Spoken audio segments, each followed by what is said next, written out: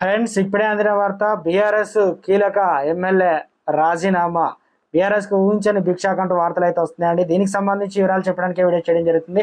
చాలా మంది వీడియో వస్తున్నారు కానీ సబ్స్క్రైబ్ మర్చిపోతున్నారు. దయచేసి ఛానల్ సబ్స్క్రైబ్ చేస్తే బెల్ ఐకాన్ ఆల్ ట్యాప్ చేయండి.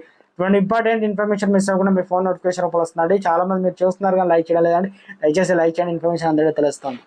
తెలంగాణ రాష్ట్రంలో కీలక పరిణామాలు చోటు చేసుకుంటున్నాయి. పార్లమెంట్ ఎన్నికల షెడ్యూల్ ఖరారు కావడంతో చాలా మంది లీడర్లు పార్టీలు మారుతున్నారు, టికెట్ల కోసం కొట్టుకుంటున్నారు. ఇలాంటి నేపథ్యంలోనే మల్కాజ్గిరి పార్లమెంట్ నియోజకవర్గంలో కీలక పరిణామాలు చోటు చేసుకున్నాయి. కీలక నేత కూనం శ్రీశైల గౌడ్ కాంగ్రెస్ నేతలు తాజాగా కలిశారు, అనగా మాజీ ఎమ్మెల్యే.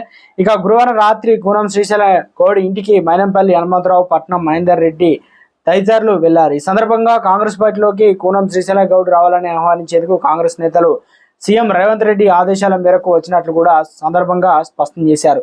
అయితే దీనిపైన శ్రీశైలం గౌడ్ క్లారిటీ అయితే ఇవ్వలేదని సమాచారం. కార్యకర్తల సమావేశంలో అనంతరం తన నిర్ణయాన్ని ప్రకటిస్తానని శ్రీశైలం గౌడ్ చెప్పారట. కాగా మల్కాజ్గిరి నియోజకవర్గం నుంచి పట్నం మహేందర్ రెడ్డి భార్య పోటీ చేస్తున్న సంగతి కూడా తెలిసిందే. మొత్తానికి తెలంగాణలో ఈరోజు తుక్కగూడలో భారీ బహిరంగ సభ అయితే ఉంది. నిన్న సాయంత్రం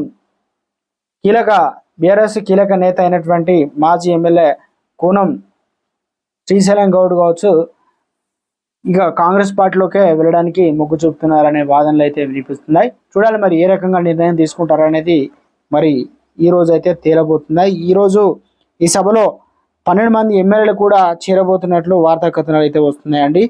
ఇదే జరిగితే తెలంగాణ రాజకీయాల్లో ఊహించని భిక్షకే బీఆర్ఎస్కు అంటున్నారు రాజకీయ నిపుణులు. దీన్ని కొట్టిపారేస్తున్నారు బీఆర్ఎస్ శ్రేణులు. మరి ఏం జరుగుతుందనేది రాష్ట్రంలో చర్చనీయాంశం అయితే మారిందంటున్నారు రాజకీయ నిపుణులు.